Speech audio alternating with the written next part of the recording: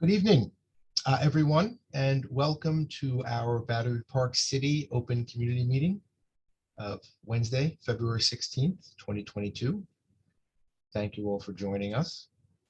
My name is Nick Spordone. I'm the Vice President of Communications and Public Affairs here at the Battery Park City Authority. We have a jam-packed agenda this evening, so we're going to jump right into it to allow for a good discussion of the materials and to also have some time to field some of your questions.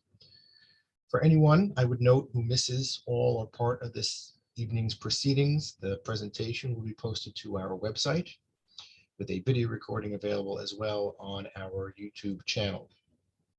We've got a host of BPCA staff with us tonight to make this as informative a session as possible. In addition to our President and CEO, BJ Jones, who'll be leading the presentation, we've got Pam Frederick, who's our Chief Financial Officer, Gwen Dawson, our Vice President of Real Property, Ryan Torres, our VP of Parks Operations, and Craig Hudon, our VP of Parks Programming. It's really a great team, and as I've been known to say, I am so excited to get started. So with that, and without any further ado, I'll turn it over to BPCA President and CEO BJ Jones to get us started. BJ. Thanks, Nick. Hi, everybody. We have about 90 minutes tonight. And as Nick said, we're going to cover a number of items this evening, a lot of material. Please note that resiliency is not going to be discussed at any length this evening, as we have had many public meetings lately focused specifically on that topic, and we'll have more coming up. Go ahead to the next slide, Nick. We will show you, though, how to access the resiliency information we have available, including recordings of past meetings on our website, in case you're not up to date on our efforts or haven't been able to attend any of those meetings. We will also have 2 points tonight in which we'll seek feedback and answer questions as time allows. Given the time we have, it's probably going to be about 15 minutes each, one in the middle and one at the end.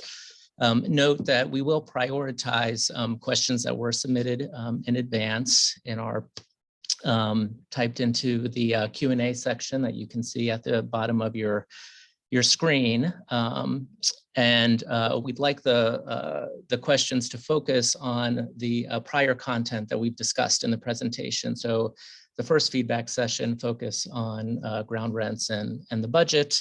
The second feedback session at the end, focusing first on sustainability and programming, and then we can answer some other questions if time permits. Also, throughout the presentation, keep an eye on the chat. Also at the bottom of your screen there, we'll be posting some links that we hope you'll find helpful periodically as we cover the topics we're going to talk about. Next slide, Nick. Okay, so this meeting is in keeping with our ongoing efforts to engage the community regularly. Here's a summary of the many different community meetings that we've had. Doing so has been important to me and our team, and we'll continue doing this. Go ahead to the next slide, Nick. Our goals tonight are pretty straightforward. We want to provide you with an update on our FY22 budget, ground leases, sustainability, parks programming, a few other things, and we also want to hear from you. And if we can't get to your question tonight, don't worry, we'll take it back with us and we'll get back to you as soon as we can, may even incorporate it in future updates too. Okay, next slide, yep. Okay, so as I mentioned, a lot of information is going to be covered tonight, so in hopes of making it a little easier, here are 6 key points that I'd really like you to leave with, if anything, from tonight. And just as a reminder, you'll be able to access this presentation online later, along with the video. Okay, so the key takeaways I'd like you to leave with this evening are as follows. One, we are balancing the maintenance of a world-class neighborhood with our obligation to provide significant funding to the city for important public services. Number two, we are working to expand affordability and certainty with the tools we have, namely ground rent, as evidenced by past agreements to eliminate rent resets for some condos and the recent extension of affordable housing at Tribeca Point. Number three, we agree with condo owners that there should be an alternative to the rent reset formulas in the leases, but it has to be a fiscally responsible alternative. And we're working on developing a framework to help those in particular with a demonstrated need. Number four, we're leading the way in adapting to a changing climate through implementation of our sustainability plan, our zero waste efforts, and facilitating assistance for buildings to meet local law 97 requirements. Number five, we are providing free and dynamic and diverse programming for all ages throughout the year, and we're excited about what's ahead. And finally, don't wait for a community meeting like this to engage with us. Visit our website, bpca.ny.gov, for more information to stay up to date, especially with our resiliency projects, and email us anytime at info.bpc@bpca.ny.gov with any questions or ideas that you have. Next slide. So I want to talk a little bit about what we've been up to. Okay, so here we are, just as a reminder, in 2019, we drafted the authority's first ever strategic plan, and that's available on our website as well. There are four key themes to our plan that you can see here, and we'll touch on at least one component of each of those areas tonight: an inclusive community, a safe and climate resilient place, a vibrant public space, and leadership for the future. Okay, next slide.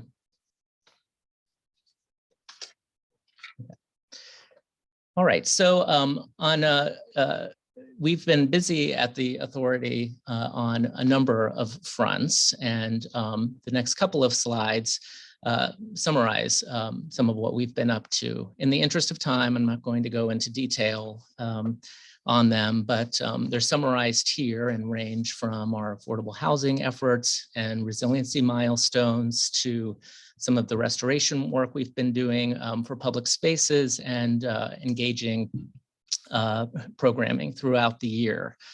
It's a team effort with the team we have here at the authority, but I did want to mention particularly the blood drives, because that's been a team effort with the community too, something we started during the pandemic and are now doing regularly in partnership with the New York Blood Center. So I want to thank not just our employees, but community members who have participated in those drives.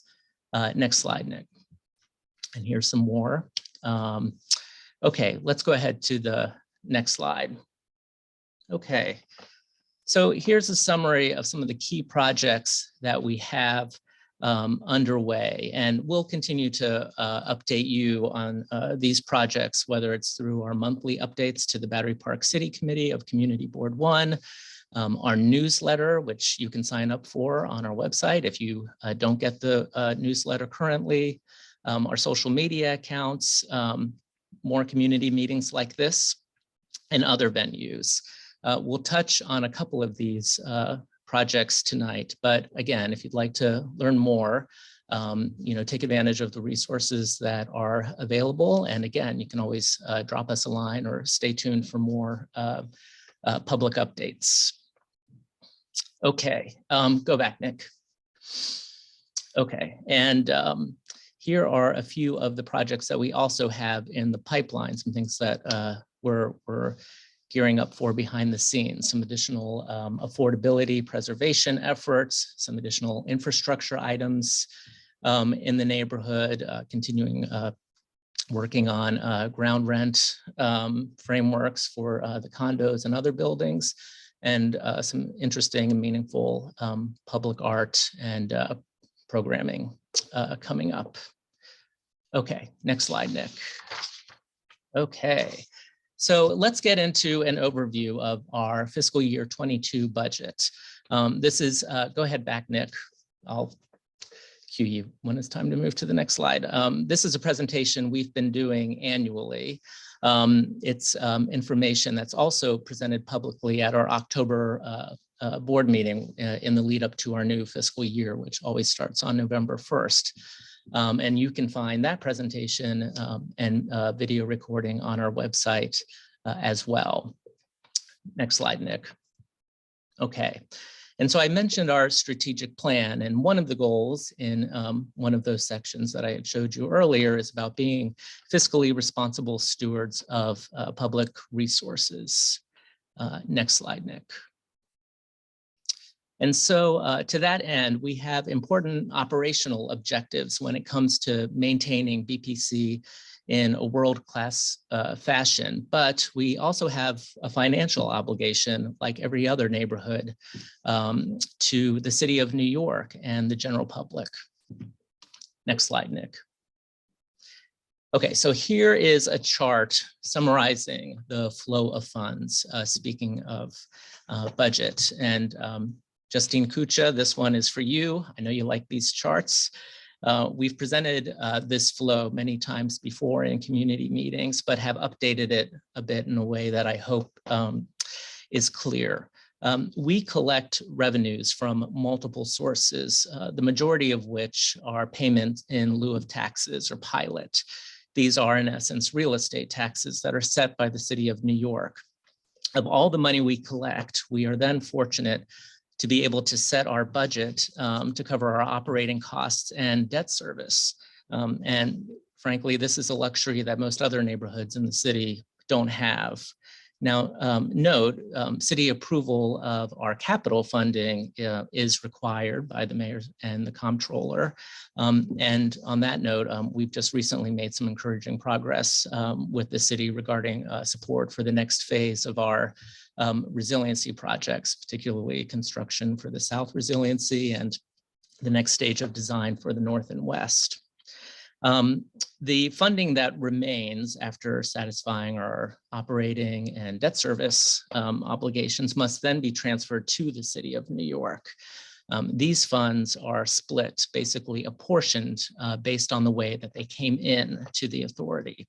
And so the majority of our revenues are from pilot. And so the majority of the remaining funds that are often referred to as excess revenues goes to the city's general fund. The rest, which is about 20%, flows into something called the Joint Purpose Fund, which to date has been designated for affordable housing in New York City. And it's allocated based on an agreement between the authority, the mayor, and the city comptroller. And so now, kind of to dive into the numbers behind this flow chart here, I'm delighted to pass the virtual microphone to our CFO, Pam Frederick. Great, thanks so much, BJ. So BJ had noted that we'll review some of our budget for 2022, and our revenues are budgeted at $324.6 million. And you'll note in this graphic that pilot does represent a significant portion of the authority's revenues to the extent of 81%, and that's approximately $263 million. The balance comes from ground rent. That's about 15, just about 16%, just under, and that's would represent approximately $51 million. With the balance being other things like CFM, our percentage rent associated with retail, and certain other smaller categories. Next, Nick. Another cut of our revenues, looking at that $325 million, is how we're split between commercial and residential. Currently, the commercial revenues represent just under 44% of our revenues, and that's approximately $153 million, with residential representing 53%, and that's approximately $172 million, with the balance of $10 million in the other category, hotels, marinas, revenues and other. So that would be a different cut of our revenue, and the relative percentage between residential and commercial is pretty much in line. It will increase and decrease as the balance of our revenues change over time. And in part that will depend on, as you saw in the prior presentation, that pilot is a big percentage. And so to the extent the city's tax policies change, where you may see an increase in residential, maybe a decrease in commercial, or vice versa, that will then have a follow-on impact on what the relative values are for the revenues at Battery Park City Authority. Next.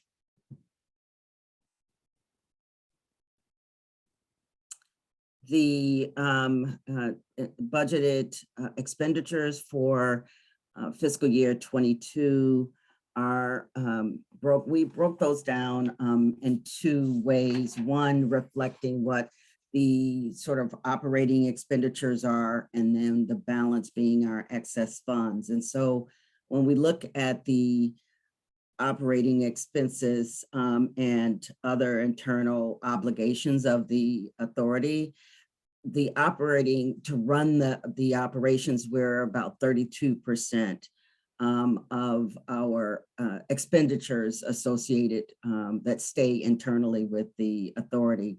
So if you look overall at the 325.6 million, 38% of that really flows to the cost associated with running the authority.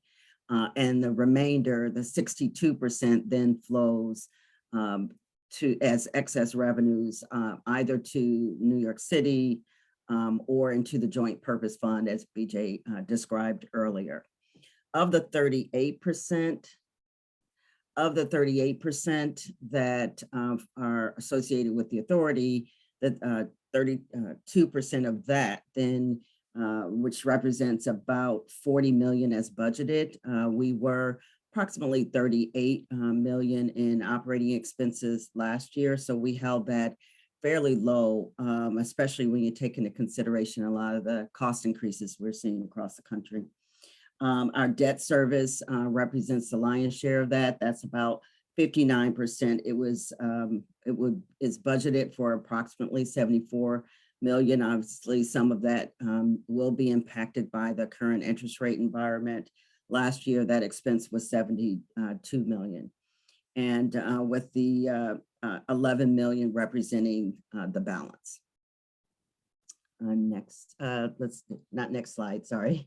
Turning to the, just wanted to make one point because I think BJ covered it pretty well earlier, but in general, what we've seen over the last few years is that the general fund will represent, of the 200 million in this budgeted for 22, representing a total 62% of our expenditures. Of that, 81% will flow to the New York City General Fund, that's as budgeted. And then with the balance going into joint purpose until our settlement agreement changes. Next slide. And I'll just round out some of the budget. This year we have capital projects budgeted in 2022 at 69.4 million. As you can see, the majority of that is going towards resiliency costs. And Gwen and BJ have given any number of presentations on that and provided a lot of detail, but as you'll see, North is moving towards the the South is moving towards the construction phase, with North and West in the design phase and making significant progress on that. Ballfield's resiliency is nearly done. We have a small amount remaining to close that out this year. And some of the other bigger ones this year, pile remediation continues to be an ongoing capital item for the authority as we continue to maintain the infrastructure around Battery Park City, which is reflected in a number of the other items. And I will pass that on back to BJ, I believe, or yeah, and he'll handle the transition. Okay, thanks. Thanks, Pam. for that overview. I see we have about 50 people who have joined us. Hello. And again, if you're just joining us, see some folks are putting questions into the chat, which is great. We'll get to those, as many of those as we can shortly. Okay, next slide, Nick. Great. Okay, so also speaking of budget and revenues, we wanted to talk a little bit about condo ground rents, and particularly as it relates to the 18 condos in Battery Park City. Next slide, Nick.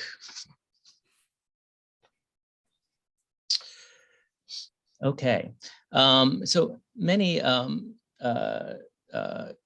owners have expressed concerns about escalating housing costs. And though there are other costs that are greater, ground rents are part of that. And we recognize the need to address this as noted in our strategic plan. Next slide, Nick. Okay. Two principles are guiding us in doing so. First is our genuine desire to expand affordability and certainty for residents. That's been reflected in our efforts, including extending rent protections at Gateway Plaza that were otherwise set to expire in 2020, preserving affordable units for several decades at Tribeca Point, and several years ago, eliminating 30 years of rent resets for 12 condo buildings. But as I mentioned earlier, we have obligations to both the community as well as the city. And so we must also be fiscally responsible when it comes to achieving these goals. Okay, next slide, Nick. Thanks. So just to take a step back on ground rent, we have a fairly unique structure in Battery Park City. The authority owns the land, and as a result, building owners, and that includes condo owners, must rent it from us. So they have ground leases with existing terms that dictate the rent that is paid. This rent should reflect an appropriate value that we're collecting on behalf of the public, given that this is public property and we're a public authority. Next slide, Nick. Currently, ground rent comprises about 15% of the average condo owner's monthly costs. The bulk, as we've mentioned before, is pilot, as well as building, operating, and maintenance costs. Next slide, Nick. Okay. So ground rents, aren't fixed. They increase over time through set rent schedules, as well as periodic ground rent resets. And these resets utilize a formula based on the underlying value of the land, as though nothing was built there, a clean slate, if you will. And so as you can imagine, in New York City, that kind of concept is very, very valuable and expensive. These resets have always been part of the leases that existed when owners bought their apartments, but as I had previously mentioned, many owners have expressed concern because these resets, they are unpredictable and they could lead to very dramatic spikes in rent. That is certainly part of the reason why the authority eliminated some resets in the past. And now, as part of our strategic plan, we're working on developing a framework to do so for all buildings. And not to beat a dead horse, but it is important to state this again, in order to eliminate resets, we have to be able to replace them with a fiscally responsible alternative. If we're not able to agree on that with buildings, then the contractual reset would unfortunately have to stand. Next slide, Nick. Okay, so a little bit about the resets that have been addressed in the past. 12 buildings participated in agreements in 2011 and 12 that eliminated their resets over a 30-year period. So now their next one isn't until 2039 at the earliest, although it's staggered among the different buildings. This save those buildings a significant amount from what the contractual increase would otherwise have been with the resets. And I'll be referring to this group as 12 buildings as the 2011 buildings in the remainder of this presentation, the 12 buildings that have negotiated their ground rents through at least 2038. Of the other 6 condos, 3 have resets between now and 24. The other 3 don't have them until 2030 at the earliest. And though we're working on developing a fiscally responsible framework that all condos could participate in, we do have to give priority to those with imminent resets. And I should note that there are other buildings in Battery Park City that also have imminent resets that we have to work with as well. I should note that the authority proposed a framework for condo buildings that would eliminate resets through 2069, but it was rejected. And we did receive a proposal and been in conversations this past fall with the Condo Coalition, but that proposal discounts ground rent beyond what is fiscally responsible for us. So we're working further on a revised framework. Next slide. Something that complicates this is the wide range of ground rents, as you can see here on this chart. And this is just ground rent for the year 2021. And this range is a vestige of the historic ground leases. But that is in part why all of these buildings have rent reset formulas. So at least in theory, eventually they would be brought up to pay what was expected to be a market rate. Though again, we acknowledge, why the reset is problematic. Next slide. Thanks. Okay, and this chart shows for the 2011 buildings that have a negotiated rent schedule through 2038, how their rents are set over the course of the next about 20 years, not quite. And you can see again the disparity on the left side today, like in the following chart, but you can see how through that negotiated agreement, they do get closer to one another as we approach 2038, but they're still not quite aligned, as you can see on the right-hand side, but they are closer. And that does require a few of the buildings that are paying much less today to have step-ups. And you can see those around 2025 and 2026. And again, this schedule was all part of a previous agreement. Next slide. Okay. And so, with the disparity in ground rents and in the interest of seeking a financially responsible alternative to the problematic resets, we've been digging into what an appropriate market rent could be. It's not easy, given the uniqueness of Battery Park City and our ground lease structures, but there are other ground leases in New York City and across the country, and we can extrapolate what a reasonable value might be in terms of the land, but taking into consideration the building that is on it rather than kind of the clean slate option contemplated in the reset formulas. And so one way of doing this is by estimating what the income could be if the buildings were a rental. There's data to help us with this, as many of the condos in Battery Park City are rented out. The census data reports as many as 50%, while some condo representatives assert that it's actually much lower than that. But regardless, there's rental data that can be a helpful metric to determine value. And so, what we're doing is still a work in progress, but we'll share a little information on what we've found so far. But please note, it is preliminary. Okay. Next slide.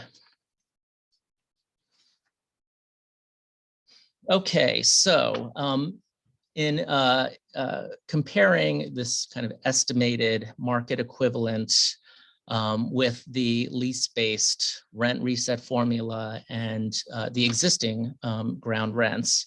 A few preliminary findings are worth noting.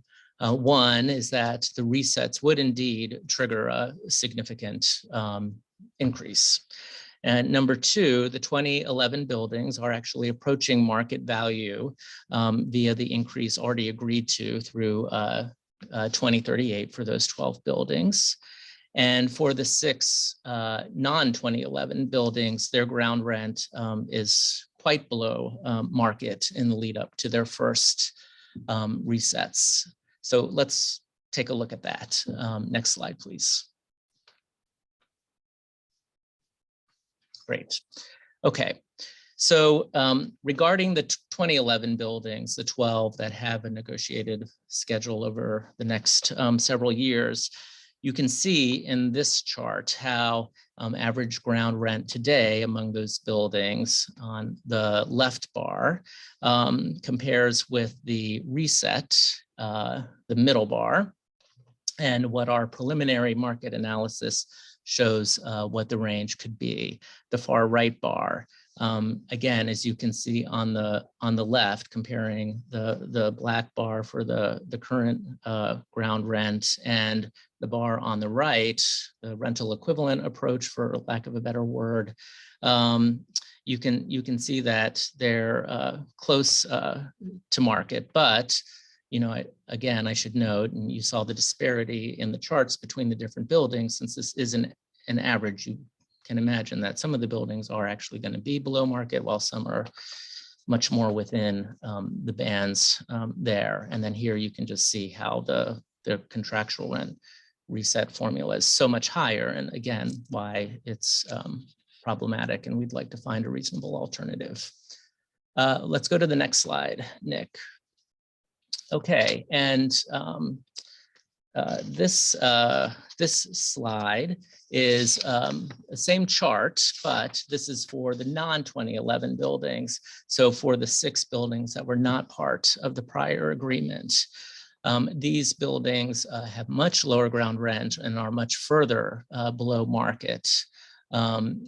And again, comparing the same bars. But what's interesting here is market is higher for these buildings, and presumably that's because those buildings are generally newer. Okay, next slide.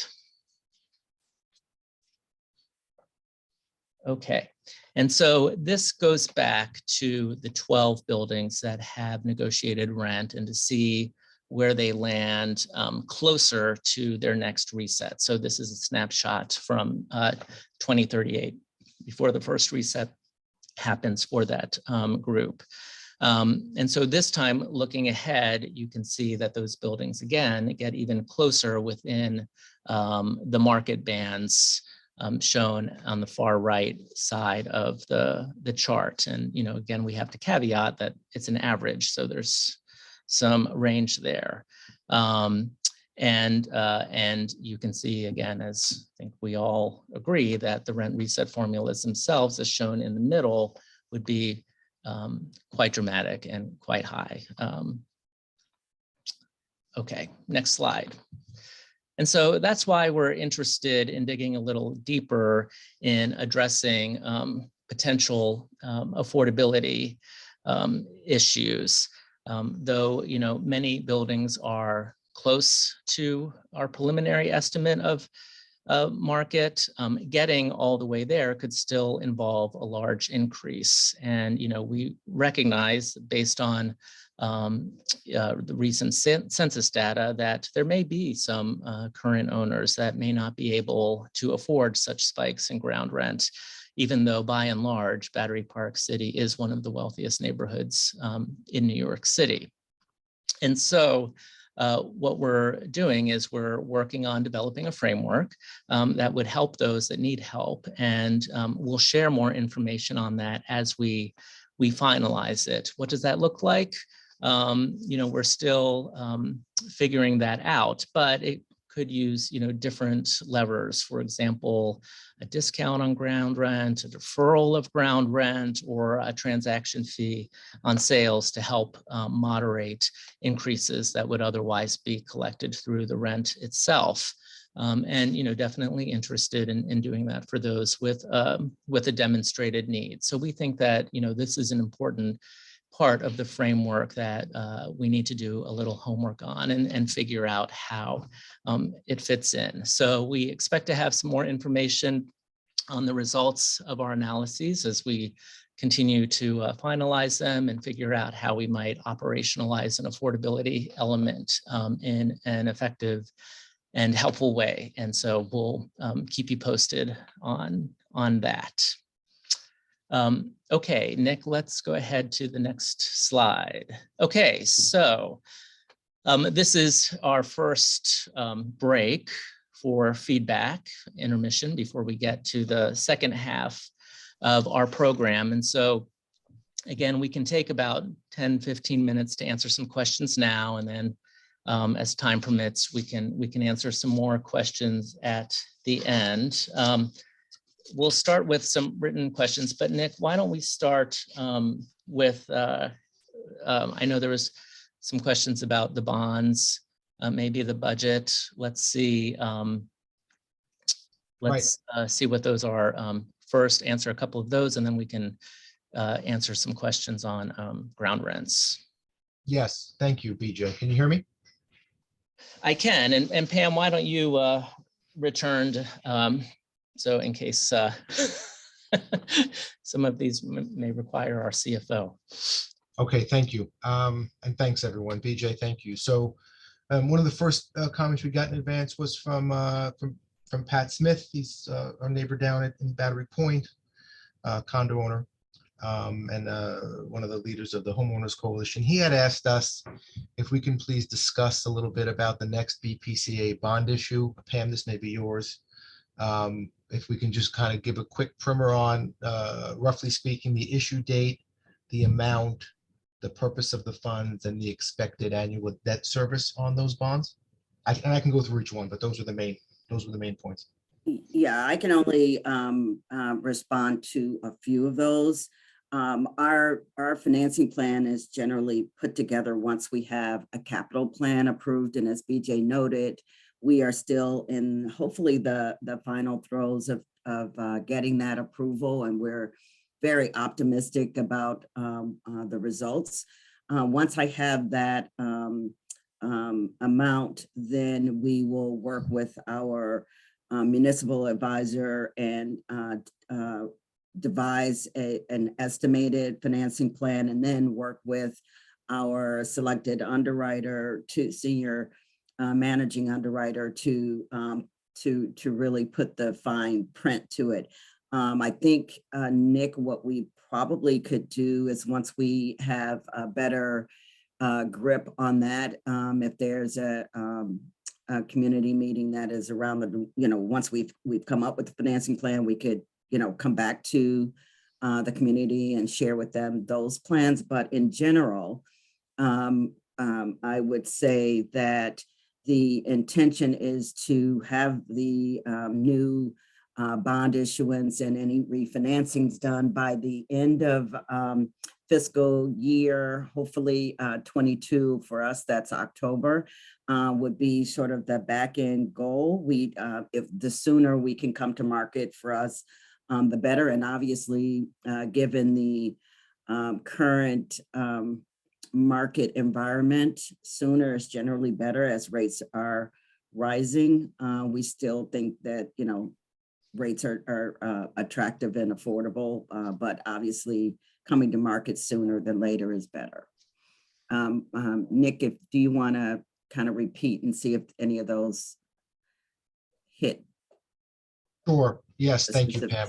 So it was issue date, amount, purpose of funds, and expected annual debt service. I guess the purpose of funds obviously would be to support the capital plan that is ultimately approved. But then what happens is each year, as I noted earlier, we had 69 million budgeted for capital spending this year.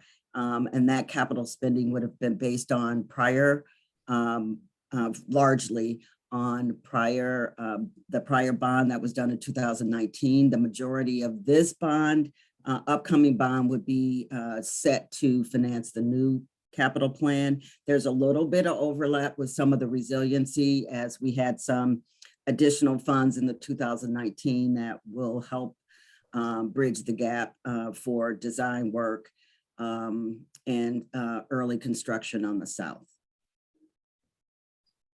Okay. While we're on Pat, I think I saw another one. I'm just kind of trying to, BJ, kind of toggle back and forth here between some of the ones we've gotten in and some of the ones on the chat. Yeah, let's focus on the budget first. So Pat had another question, Pat Smith again, and then we're going to go to someone else. But I just wanted to, since we were on that in that vein, he had asked what cost cutting measures are part of the budget. Can we talk a little bit about that? Well, I'll take okay, I was going to say I'll probably put that to BJ because he controls our budget. A first stab at that. Part of our strategic plan is certainly to modernize our operations where we can and become more efficient. And so, we're certainly implementing technology on a number of fronts, whether it's related to asset management, procurement management, or construction management practices. But, we do have a lot going on here intentionally. And so, it's not just about cost cutting. We're making investments in this neighborhood with our capital plan and protecting it against future storms. So that necessarily requires some important additional investment. What's next, Nick? Okay, I see in the chat here, Justine Cuccia, who's one of our community leaders from the Manhattan Community Board 1 and Battery Park City Committee Chair specifically. She has a question in the chat here. What is I think we have this, what is the breakout of condo ground rent and rental building ground rent? That's the chart that's dedicated to Justine right, that we had at the beginning. Oh, the very first slide. I did note just more specifically on the ground rent. It's approximately, for the residential, is approximately 28 million. And of that, the condos are about 75% of that, and rentals are 25% of that. Yeah, and so when we post that online, you'll see those numbers embedded in that flow chart that I went through earlier that shows the flow of funds broken down just as Pam had said. Yeah, good question. Hey, Nick, if I could, I did note one other question that was a debt question I should have answered. Yes, included, but someone asked about the mix of fixed versus variable. Currently, our fixed versus variable is in the 10 to 12% of our total outstanding bond range. We try to keep the fixed versus variable bonds in that in the 10 to 15% range, and so that's where we are now. We do have a number of swaps in our portfolio, and as those amortize off, the variable percentage might start to creep higher until our next financing. Okay, thank you, Pam. We're going to just work our way, I guess, down the list here. So I know some people have signed in, I think, under the same name of multiple folks. I'm just going to run down the list so we can get as many questions in as we can. Justine actually had another one related to the budget. So I can just read this and be clear on it. The comment, I guess, was please make clear that the excess funds are the pilot after BPCA costs and debt service. So that's a Justine question that she knows she knows this stuff almost as well as we do by this point. But very briefly, yes. Go ahead, Pam. Yeah, I think that I actually had that in my notes from Justin as well. She wanted that highlighted, that basically when we are calculating in this overview, when we're calculating the excess revenue, we first take into account the operating costs. So our operating budget and all the items associated with operations. And then secondly, all of our financing costs. There are a couple other line items, like there's a state recovery costs and things like that that are also included. But those are the two large categories of cost that are first taken from our total revenues. And then we subtract operating costs, the debt service, and then, and there's a couple other smaller ones that we then determine what excess revenue are. But that is not only, that's our total revenue, Justin, you had mentioned that it was pilot, but it's actually a calculation done on our total revenues. And that would be pilot, base rent, and all the other categories that we had listed. Great, thank you, Pam. Next one is, this is kind of like a melding of the two. It looks like budget, but also kind of capital. So the question was, is the 69 million in capital projects that we had cited to be paid for with current bonds, or will new bonds be necessary? The lion's share of that was prior bonds. And the reason is, part of our settlement agreement is to agree with the city, as BJ noted, all of our capital spending in advance. And once that capital plan is put together, then we also agree on what the bonding associated with that capital plan. So the 2021-22 budget, the 69 million, is largely things that were approved in our 2019 capital plan. There are a couple small items that where there might be slightly higher amount needed, for instance, pile remediation. If there wasn't a sufficient enough amount in 2019, we'll add to that in the 22 bonding, but the vast majority of the 69 million would have been from existing bonding. Okay, Pam, thank you. Just working our way down the list here. One of the questions is it fiscally speaking of fiscally responsible, is it fiscally responsible to put up statues during a pandemic? That's one of the questions. A good one. BJ, you want that or me? Look, our priorities are clear here at the authority, and for us, fiscal responsibility is really about initiatives that preserve affordability and advance our climate adaptation efforts in the face of increasingly severe storms, and also expanding our sustainability efforts while maintaining the neighborhood and the parks in as world-class fashion as we can. So those are our priorities. Okay, just working down the list here, there's a question about it. BJ, I think you had covered this to some extent, but maybe we can summarize it in a sentence or two. Kind of next steps on the ground rent issue. I know you covered a little bit in your presentation, but maybe a broad brush, kind of a broad idea of next steps. Yeah, it's really with regards to the condos specifically, the ball is in our court to refine our framework based on the analyses that we're conducting that I previewed tonight, as well as ideas around affordability when it comes to home ownership and condo rents for owners. And so we really want to drill down and finalize that. And then, we would start talking to buildings again, or those buildings that are interested in negotiating a framework that's fiscally responsible. And so, there's a bit that is, we can control, which is the analyses and coming up with a framework, but then there's the negotiation part, which, requires discussion. And so we'll hopefully have our framework in place to get back to that part soon. Okay. Thank you, BJ. There's another question here. I'm just going to try and read this. Which buildings are the Q2 or the 12, I think was supposed to be? Where can we read the agreements? This one I actually may take a stab at, BJ. Let me know. I'm happy to announce that we have all the ground leases for the buildings posted to our website, actually. I'm sharing my screen, so I can't necessarily go to it, but if you go to our website and go to public information, and you scroll down, there's a bunch of tiles under public information, and on the bottom right, there is ground leases for all the residential buildings in Battery Park City posted there for your reading pleasure. They're voluminous, obviously, but they're all there. So you can take a look. So the agreements are there and posted and able to be seen by and read by anyone who wants to see them. That's great. Okay, next one. Okay, I'm going to take this one. Let's look. Ingrid Mann, I think the name is Ingrid Manovitz. I'm sorry if I'm mispronouncing that. Good evening. I'm a longtime resident of BPC as a renter for many years and as a condo unit owner for the past 13 plus years. Great.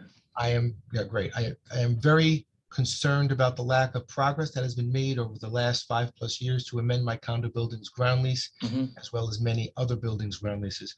When can we expect meaningful progress to be made? Also, is selling the land to the buildings a possibility? So kind of a twofer there, BJ. Yeah. We haven't entertained the prospect of selling the land at this juncture. In regards to how long it's taking, I would say that there's two things that really come to mind. Is that we do have to do our due diligence when it comes to these agreements. These are, whether it's for 15 years or through 2069 or beyond, these are long-term ground lease changes that have serious fiscal implications for us at the authority, but also for the city, who's always watching because of the excess revenues that they are entitled to from us. And so we do, want to take our time in figuring out, as I've said, a fiscally responsible alternative. But also, coming to an agreement, requires both parties. So the only rent that we can quickly implement is the actual resets that are in the existing ground leases, and we really would prefer to find a fiscally responsible alternative for all the reasons that I've mentioned and condo owners are aware. But that requires also the condo owners agreeing to a framework with us, which hasn't happened to date. We've just been very far apart. We've proposed frameworks that would eliminate a framework that would eliminate the resets, but hasn't been entertained to date seriously. But as I mentioned, we're doing a little bit of redrafting here with an eye towards affordability for those with a demonstrated need, and to adjust, based on our other analyses that are underway. Thank you, BJ. So there was another question here, I think from Ingrid again, about, we talked about the condo and rental breakout. Yeah. So the question was, so if condos comprise 75% and rentals 25%, why have the rentals, Gateway and Tribeca Point, been prioritized over the condos? I think that's probably just a matter of timing on the resets, but go ahead. Yeah, that's right. There's rental buildings and commercial buildings have ground leases too. Tribeca Point had an imminent reset as well, so we certainly also needed to focus on that. And there was an opportunity to preserve affordable housing, which was a really important objective of ours. And so we were able to, negotiate a structure that, still increases ground rent over time there, but also preserves affordable housing. So that was really important to us. And, like with the condos, which I shared on one of those prior slides with ground rents being all over the place, it's a similar story for the rentals too, and the commercial buildings as well. Ground rents just vary by building. We're looking to do what we can across the board in a fiscally responsible way. Thank you. So BJ, just kind of tying into that, because I wanted to make sure we got back to one of the questions that had been submitted in advance. Michael Waldorf had a question, which I think is probably something you had addressed, but I'll just read it in here so we have it. So the question was along those lines. How is it in the last 5 years BPCA has amended the ground leases of 2 rental buildings owned by commercial investors, Gateway Plaza and the Frack, and Tribeca Point by Rock Rose, to grant them more favorable terms, but has not amended a condo building's ground lease to remove steep rent increases and address a critical neighborhood issue faced by homeowners? I think part of that is the 2011 deal we mentioned, which did that, but maybe you want to elaborate. Yeah, I would say again, the very first ground lease negotiations that have happened maybe ever, but in my memory, were actually to address a set of condo building resets. So the authority has done that for a number of buildings, a 30-year agreement that we're about 10 years into. So more work to do, but the authority has addressed some of those resets for condos before getting to other buildings. Gateway, we were interested in doing something that would provide some additional rent protection for 10 years for longtime residents. So that was a driver with that negotiation. And then Tribeca Point, as I had said, they had a reset and also a great opportunity to preserve affordable housing. Thank you. Just switching gears for a second, I want to come back to that, but I want to vary it up a little bit since I know Pam is, well, obviously with us for the duration, but nonetheless, since you're still on camera, Pam, congratulations. I think this is kind of a bondish question. Well, the question was, I think it's from Barbara Ireland. Hi, Barbara. Why isn't resiliency using federal and city funds like they are on the East River and for some of the other Lower Manhattan coastal resiliency projects? Might be a combo Yeah. answer. We'll do a tag team. Yep. But the first thing I just, from perspective, want to note that anything that we didn't finance here, if it wasn't a debt service cost, would flow to the city. And so in effect, by directing capital improvements within the authority, the Battery Park City area, and then using revenues to pay and support the debts, associated debt services, actually more favorable than having that additional amount flow to the city and then letting them prioritize amongst the entire region that they need to cover. But BJ, you may have a more elegant response. No, I think that's right. It's like with the city, that funding is kind of circular. So if we don't spend it and the city spends it instead, it just flows through them and then comes back that way. It just takes a longer path. But on seeking other funds like federal funding with the infrastructure law, for example, we would not turn down funding that if it were available from the federal government or the state government, and have reached out to some stakeholders certainly to see if there's opportunity there. But in the meantime, with the city's approval, we are certainly eager to move forward with these initiatives because it's an urgent need. Okay, thank you. Just going through the list here, continuing down it. Oh, we have something from Marianne. Hey, Marianne Braverman. Oh, hi, Marianne. Our BPC senior leaders and local leaders as generally. The question is, can't the ground leases be extended past 2069 now?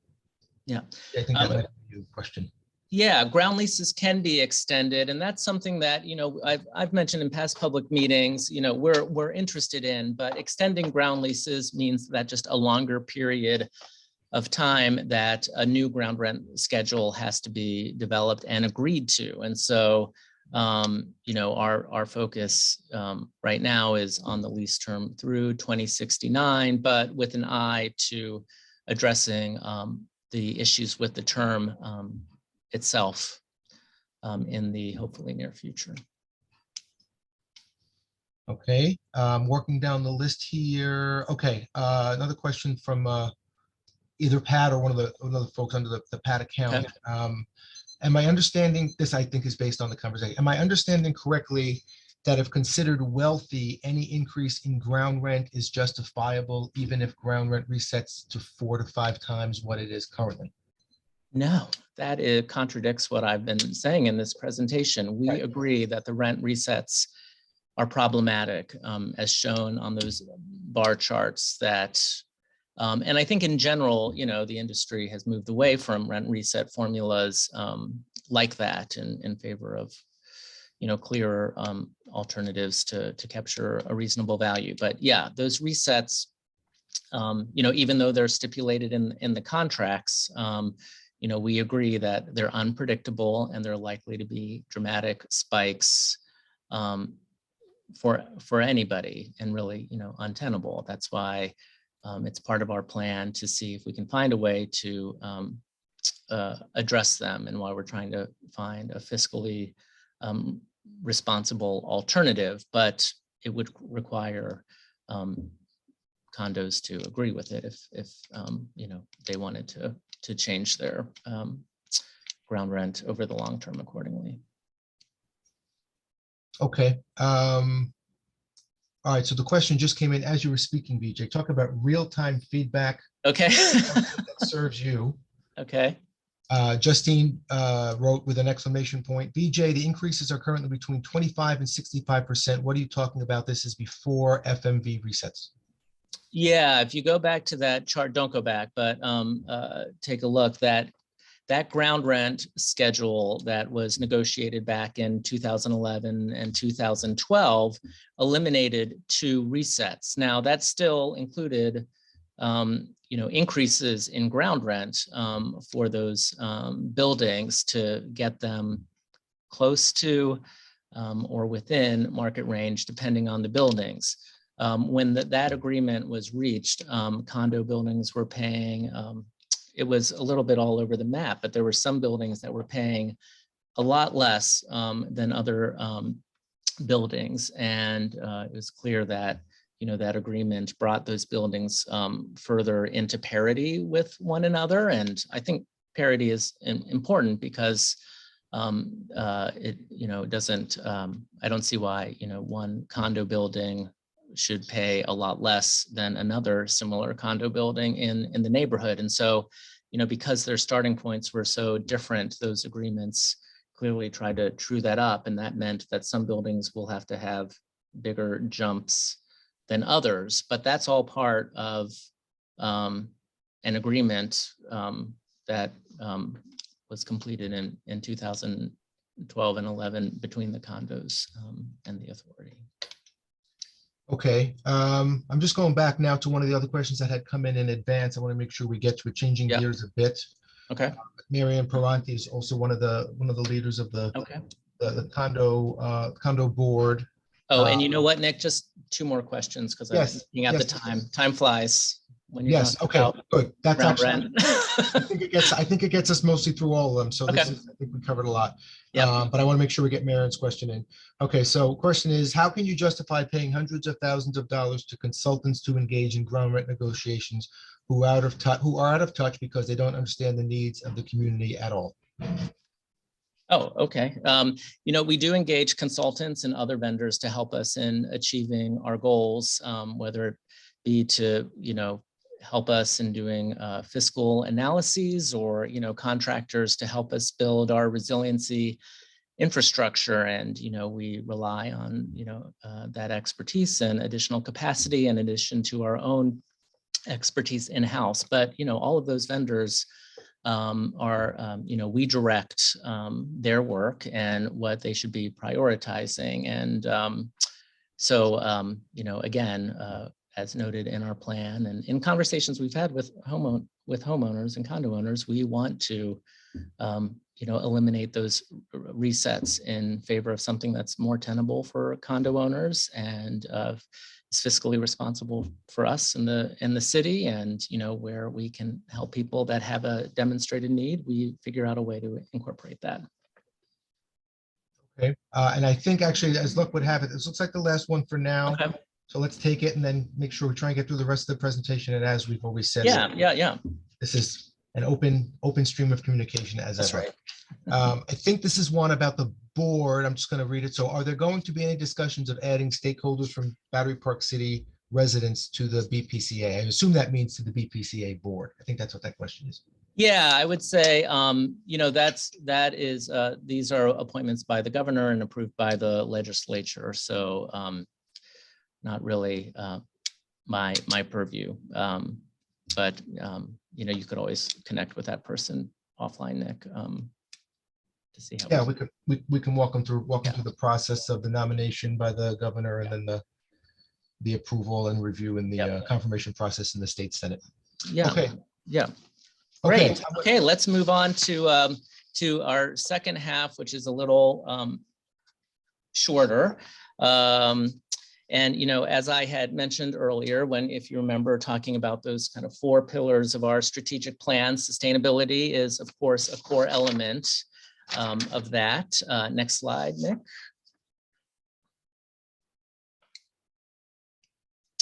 Our goals are to significantly reduce greenhouse gases and enhance sustainability, building on our neighborhood's legacy, while helping building owners towards that end as well. And so we're going to tell you a little bit about 2 important facets of what we've been working on with regards to sustainability.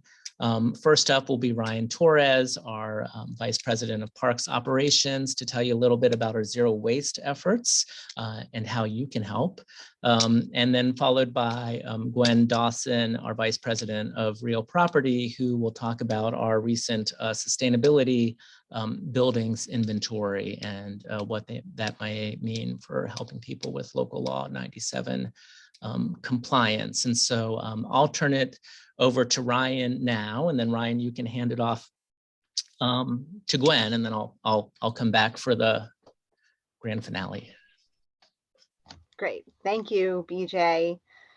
Good evening, everyone. It's really great to be back at a community meeting. I wish we were in person, but I guess this is where we are now. But I'm really excited to talk to you about parks operations and our commitment to sustainability. The parks operations plays a vital role in BPCA achieving its sustainability goals, largely because we're practicing these on a day-to-day basis. Parks operations, Nick, I'm sorry, I think we need the next slide. That was my fault. Yep, thank you, Nick. Parks operations has always prided itself on leading by example for others to follow by being environmentally conscious of what we use in our open spaces and how we operate.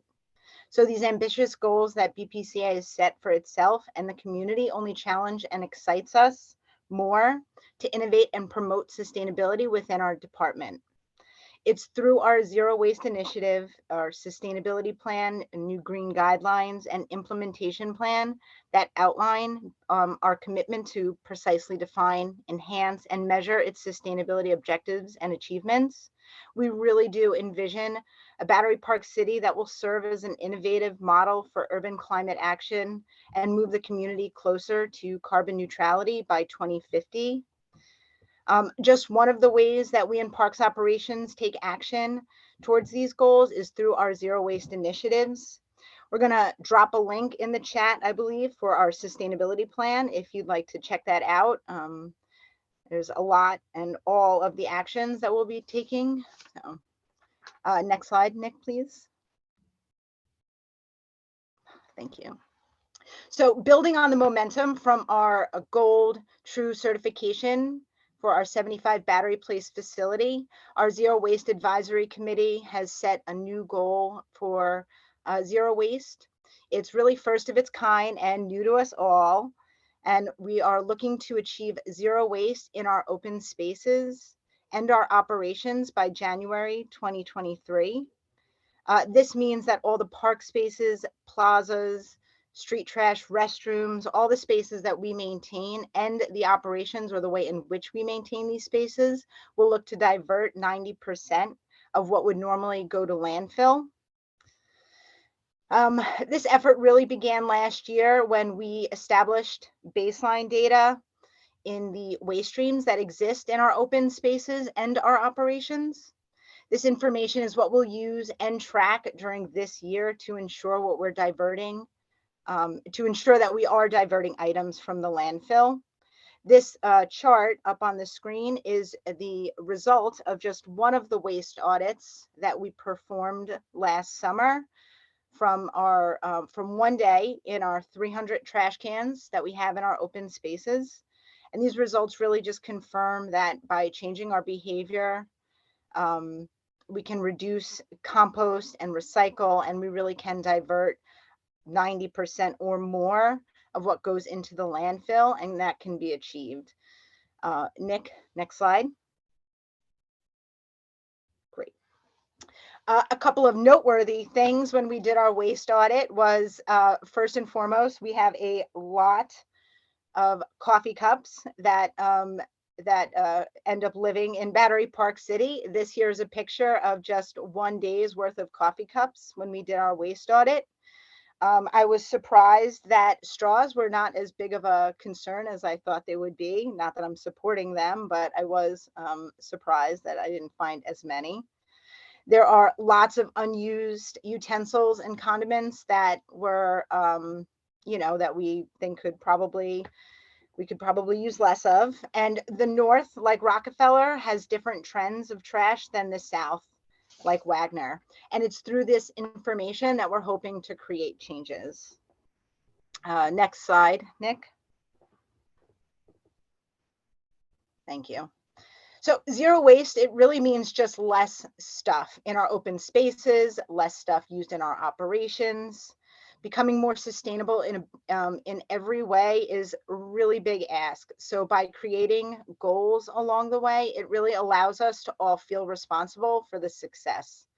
So as we kick off our certification year, we ask that all those who are living, working, and visiting Battery Park City to just reduce the items that you bring when you're in the open spaces that would normally need to get sent to the landfill. Even items that can be recycled. If we could just use less, that would be great. There's going to be a link, thank you. There's already a link in the chat box, and it details our zero waste journey thus far, about how we've gotten there, our awards and the successes, if you want to learn more about that. Within our operations currently, we're identifying vendors whom we can purchase larger quantities of items in order to minimize that waste. We are constantly working with our vendors to try to minimize packaging so that, again, we have less to get rid of at the end of the day. Next slide. Yep. And so reducing in the name of zero waste and, just reducing less, the amount of dog waste sent to the landfill just further helps our zero waste goals by building on the launch that we set in 2019 of our dog waste compost program. We are currently looking to expand on this program into our open spaces. On the chart, on the pie chart earlier, you might have noticed that 17% of what we send to the landfill is in fact just from dog waste alone. And so we're gonna, try to expand this into our open spaces so that we can divert dog waste to the landfill. There's going to be another chat, thank you, that's going to talk about our dog waste application that we just did. Just last month, we successfully applied our finished product. We're monitoring the soils and existing plant life to learn more about the effects of dog waste compost. To date, we've diverted over 3,000 pounds of dog waste from landfill. Next slide, Nick, please. Yep, yes. So the Parks Operations team and the Zero Waste Advisory Committee, you can look for us to be hosting educational events in the upcoming year and beyond. Specifically around our zero waste goals, along with an enhanced presence at our programming events. As usual, you can look forward to Earth Week, where we'll have lots of information, so stay tuned for that. And we ask that if you bring items into the parks and open spaces, that you use the recycling cans or compost bins that we currently have on site. Currently, we have some DSNY recycling cans throughout Battery Park City, but in the upcoming months, we're going to be replacing those with recycling cans that better complement our existing landfill receptacles. So look for that. We're always open to feedback on where some of those locations can be so that they are utilized. That is the end goal, is that they're used. Next slide, Nick. So last year, we broke our own records with our long-standing community composting program by more than 10,000 pounds. We were able to compost 63,000 pounds in our indoor composter alone.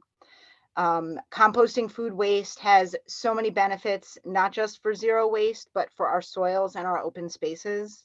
We invite anyone to participate in our composting program with our 2 community drop-off locations, one in the south at our 75 battery facility, one in the north in Rockefeller.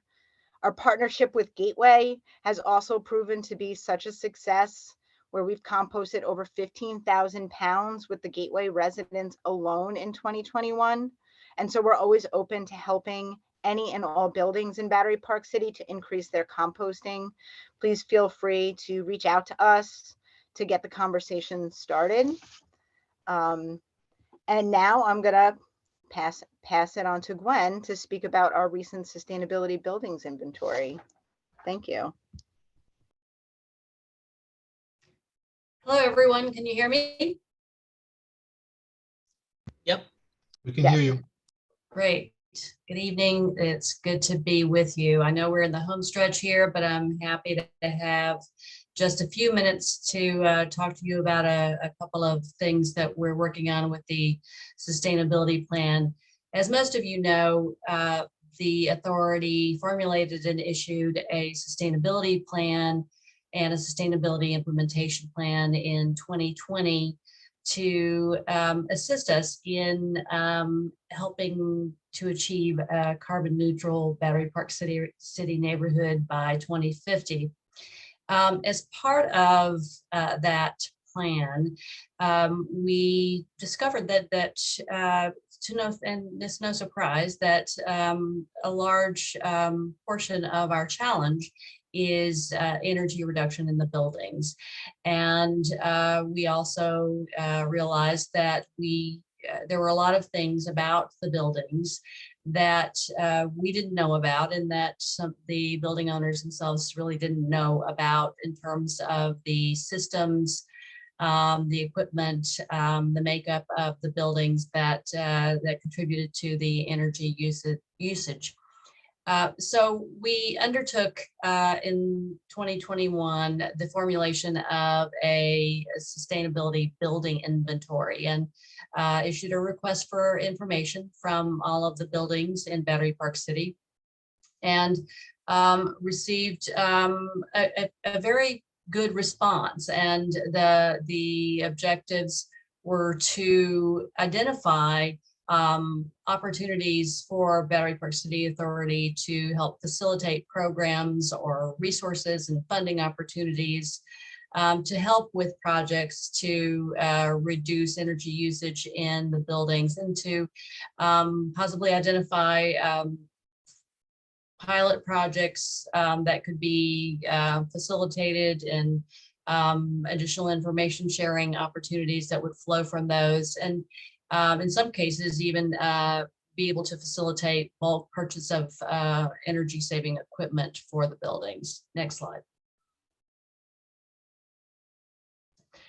The inventory is really reliant in 3 parts: the building systems information, which relate to building envelope, mechanical systems, and the building energy usage and performance. The second part, sustainability project information, that relate to specific information about a particular building that may have additional sustainability metrics, or may have planned projects for energy reduction or feasibility studies underway. And then the third part is publicly available information that is available in connection with local law 84, local law 97, and local law 33. Next slide. We were kind of surprised at some of the information that we gained from the building inventory. Part of it was we asked the buildings to identify the things that were needed most to help achieve energy reduction. And of course, funding streams is always a very distinct need for these types of programs, but we were also interested in seeing how big a factor project identification and prioritization was, as well as technical assistance. So we're going to use that information, and again, hopefully that will aid Battery Park City Authority in its efforts to facilitate more services and greater support for the buildings as they address these needs. Next slide. Just a little timeline since the building inventory has been formulated. We have met with NYSERDA and Con Ed to identify program opportunities with those organizations. And each one of them has programs that can provide technical assistance, funding, and program opportunities for collections of buildings or specific individual buildings. And this month, we are in the process of finalizing a climate action plan, which utilizes the inventory information to help map out pathways for greenhouse gas reduction. This building inventory and the climate action plan will inform and formalize our relationship with building managers going forward, so that we can continue to be engaged with each other and support the efforts for energy reduction for the buildings, and help provide some direction and facilitation for funding opportunities along the way. Next slide. Again, encourage you all to take a look at the sustainability plan, the sustainability implementation plan, and our green guidelines that are all prominently featured in our website. And with that, I'll turn it back over to BJ. Thanks, Gwen, and Ryan too, for these sustainability updates. Now we're going to talk about programming, and it's timely because my dad had just texted me that the final full moon of meteorological winter to rise this week. He knows that's good news to me as a warm weather person. It is for Gwen too. But I don't wait for the moon or meteorology or changing of the clocks or even the groundhogs to tell me when spring starts. I wait for Craig and the programming team to release their spring calendar, and they have. And so now I know spring is really on the way. I'm delighted to have us share briefly some info on our upcoming parks programming, in keeping with our goal to provide dynamic and diverse programming for all audiences. And so Craig Houdon, our Vice President of Parks Programming, is going to join us to give a brief update on that. Craig, why don't you virtually come on down? And there he is. And then Craig will turn it over to Nick for a few housekeeping items. I see that we're about to run out of time. So at the end, we'll reserve time for just a couple of sustainability or programming questions that you might have. But again, we'll take all of those questions that we can't get to and respond to you in short order. So Craig, give us just a snapshot of what's coming. Sure, thanks, BJ. Good evening, everyone. Nice to see some of you virtually. Look forward to seeing more of you in person in the coming months. Our objective in programming is to promote physical well-being for all and a culture of lifelong learning, and we attempt to do that and address these goals in the upcoming winter programmings and events. Next slide, please, Nick. Our annual art exhibition is back, and this year for the first time is located in Six River Terrace. Join us on Monday and Tuesday afternoons through March to view the inspiring work created by the community of talented artists that attend art programs presented by Battery Park City Authority, and see how they interpret the beautiful vistas, the gardens and green spaces, the people and nature of Battery Park City's inspiration for their art. And there's also a virtual version of the exhibition, which can be viewed on Battery Park City Authority's YouTube channel. And the link is in the chat, I believe. On February 22nd, BPCA presents Tuesday Talk Sound Lounge in celebration of Black History Month with a live performance of new sounds of New York City by emerging artists, Charlize Elife, Gabriel Myers, and Greg Banks. And for those of you interested in improving artistic skills, we are offering an adult art studies and explorations class Wednesday afternoons at 6 River Terrace through March, where you can learn techniques from Battery Park City Authority artist and educator Elise Engler. Next slide, Nick.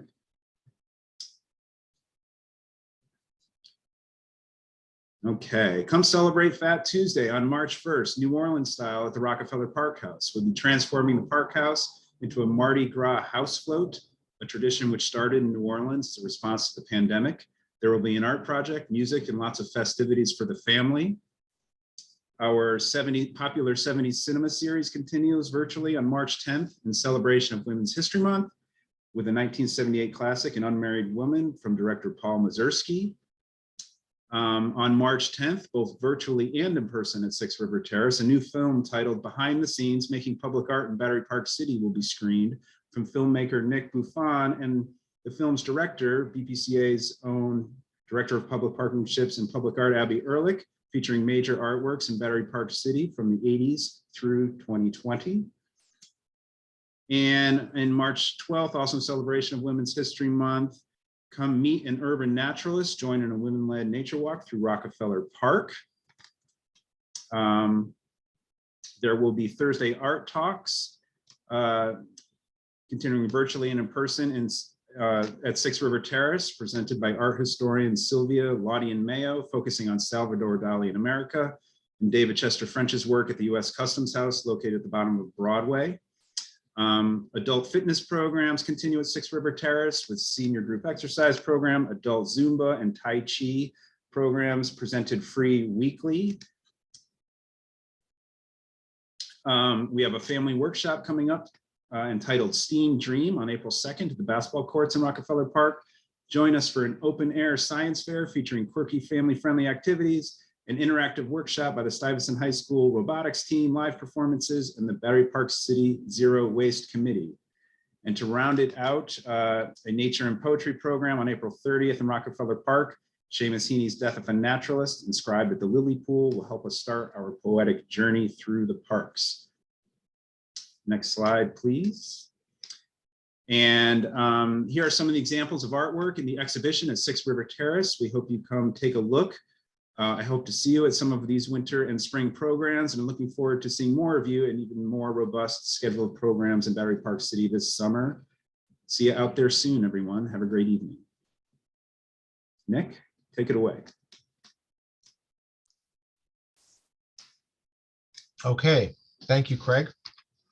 Can you all hear me? All right. So this is, anyone who knows me, this is a challenge for me. I'm going to control the slides and also try to speak. I can do neither one especially well. I'm going to try and do both at the same time. So bear with me and I will You can do it, Nick. You can do it. I'm going to do it. Bring us home. Okay, so a lot of this we talked about already, but just some additional resources for you all. As you can see, a lot of the kind of the projects and the issues we're working on can sometimes be simple, sometimes be very complex, but I think the message is, you know, none of us is alone and none of us do it alone.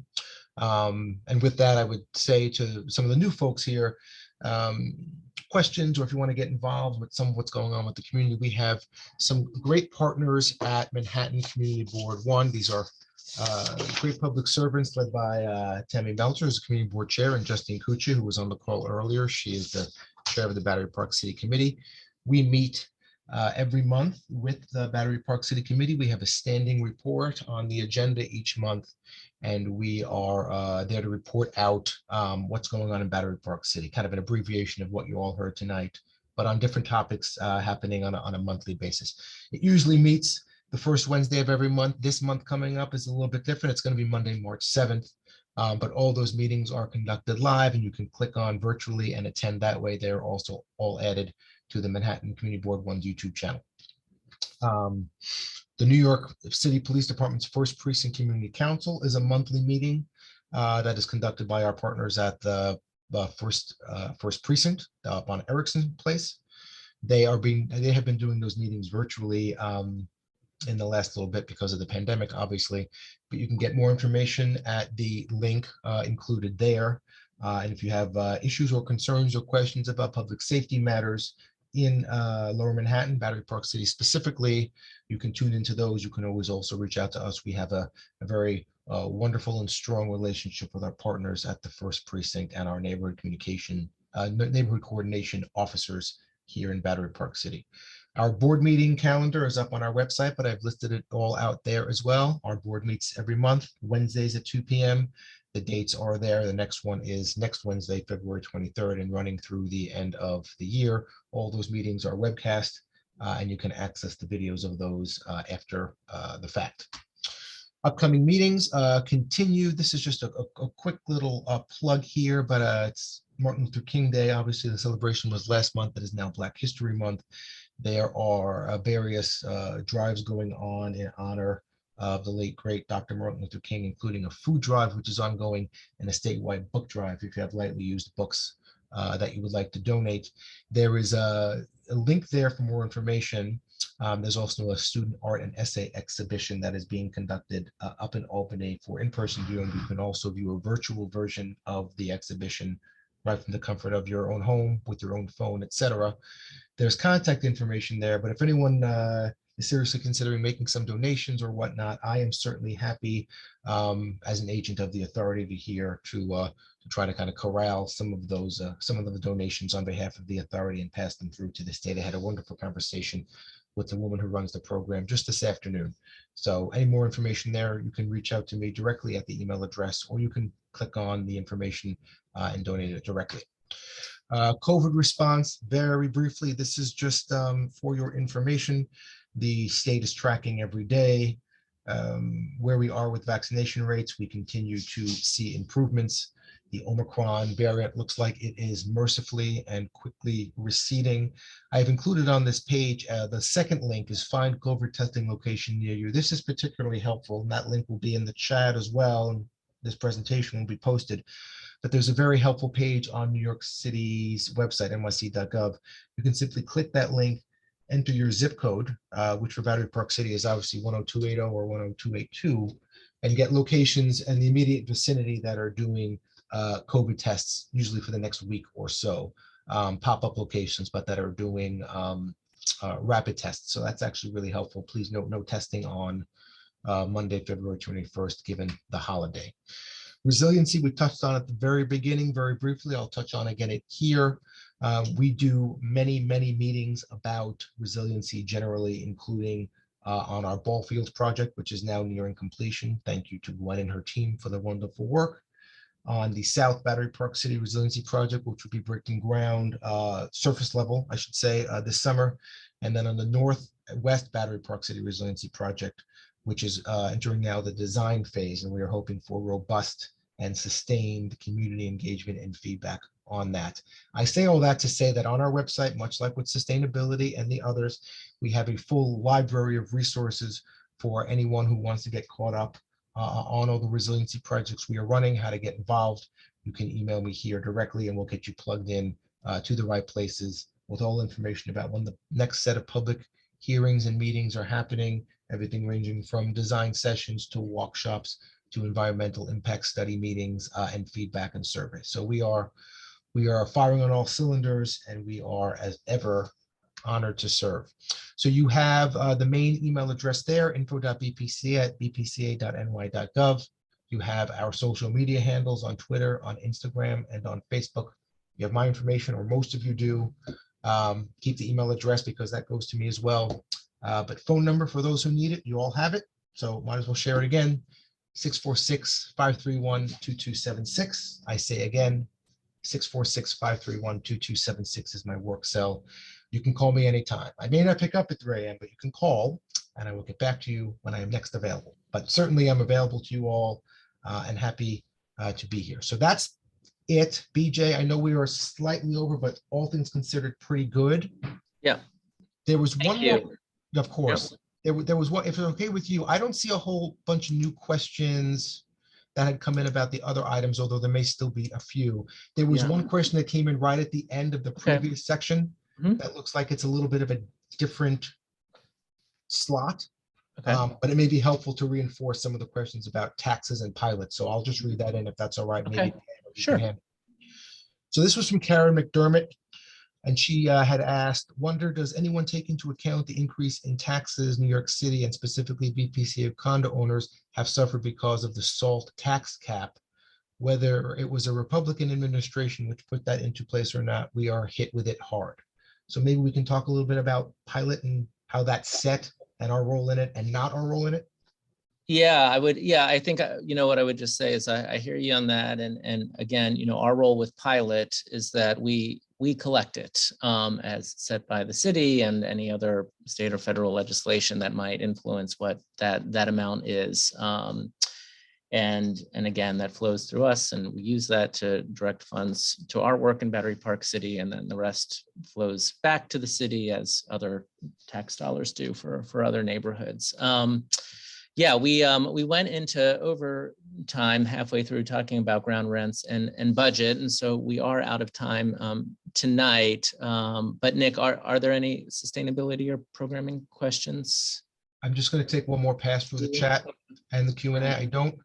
I don't see anything in the chat. Q&A, it looks like we have a couple of repeats from the chat, so I don't. Okay, great. Well, we'll track those again and get back to folks if we didn't answer your question tonight. But I think it's relevant to just go through the 6 key takeaways in reverse.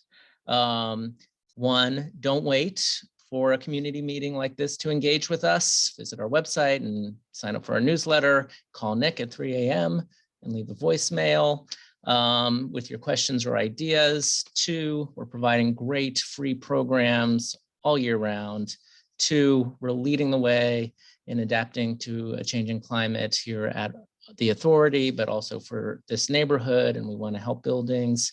4, we do want to find a fiscally responsible alternative to rent resets that we can agree to with building owners, and are working on a framework that incorporates affordability.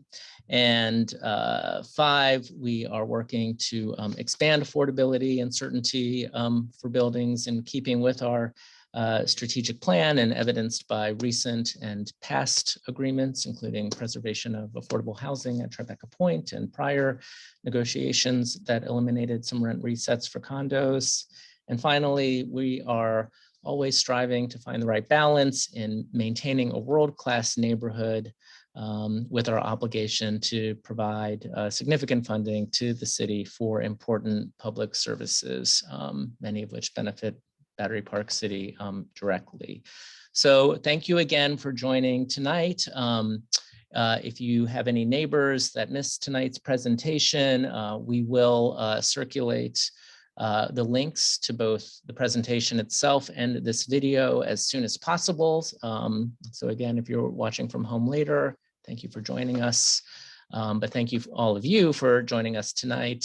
We hope you found this helpful, and we hope you'll join us for more updates in the future on everything we have going on.